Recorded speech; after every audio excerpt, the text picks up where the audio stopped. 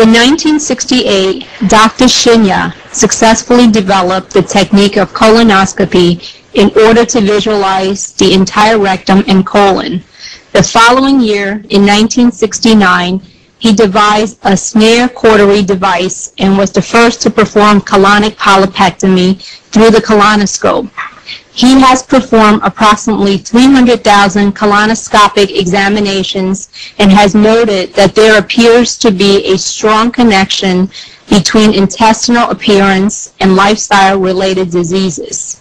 This video depicts a variety of different intestinal views, good and poor, related to various colonic and other diseases.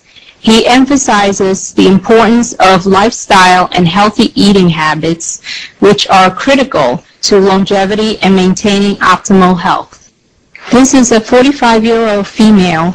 Her intestine is very soft, easily inflated by air, well-rounded, without any residual stool or mucus abnormality. She has been on Dr. Shinya's diet for over 5 years. 75-year-old female. Some fecal mucus is noted in this picture, which implies she needs to drink more Kangen water daily. This is a 38-year-old